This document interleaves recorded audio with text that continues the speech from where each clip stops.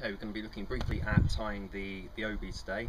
A friend sent me one of these, fantastic, because before I was using a belt which, although it works, it's not optimal. So we're going to look at how you actually tie one of these. I've only recently learned, but it's a fairly simple knot. You'll get the hang of it. When you're storing your obi, I've found that it's best to roll it up like this. Because that way when you're wrapping it, you pretty much spindle it there. It just makes it a lot easier. So prepare it like this, and when you're done, after you've taken it off, wrap it back up and do the same thing again. Alright, and with that we'll look at how it works. Right, I'm going to show you how I tie the obi. Okay, I mean, it's, as far as I can see, it's a fairly standard way of tying it, but there are just a couple of pointers I've found. If you start with the obi like this and you fold it like this, and you give yourself enough, I found anyway, to tuck this around here. I always give myself too much, yeah, and then it comes all the way around to the other side of the waist, and then you wrap around like that. Just adjust it to how tight you want. So that's once, twice, 3 times. I mean, your mileage may vary, but once you've got it round for the 3rd time, you need to double it over like this. And I find if you hold this up and you hold it up so that it comes up to your shoulder, that's plenty. Now you need to take this bit here, just undo this like that, and that comes in at 45 degrees roughly, like that. And this loops up here in a simple knot type configuration, like that. This goes up like that, and then that again folds around like this. Nice and simple, and then just pull it as tight as you want, tidy it up as best you can, like that, and then you just shimmy it around to the other side and it sits like this.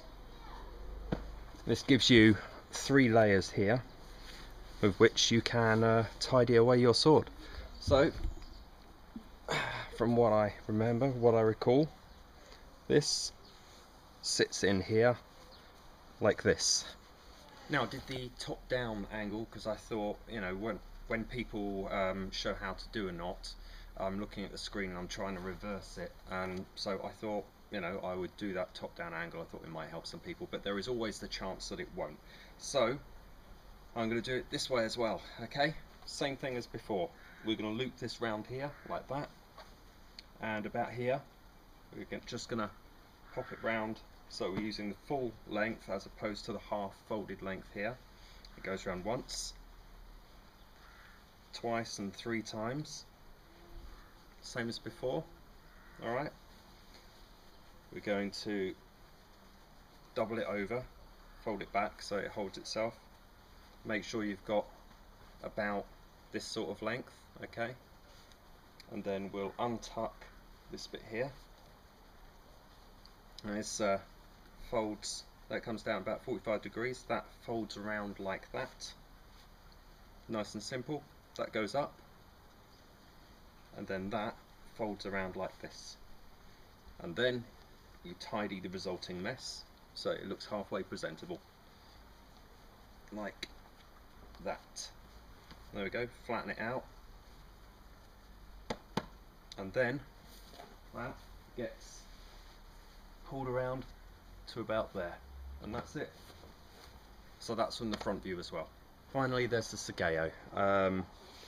This is, if you're not wearing a Hakama, you don't really need this at all, but if you want to, the Sageo can be attached to a belt loop, for example.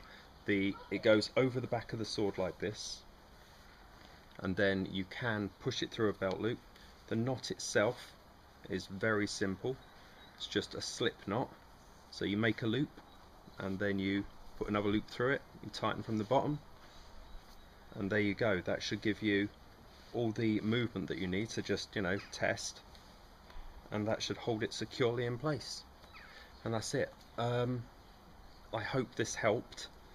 You can see it from behind as well. The knot should sit slightly to one side, slightly toward the katana, and this definitely is more secure than just a normal belt.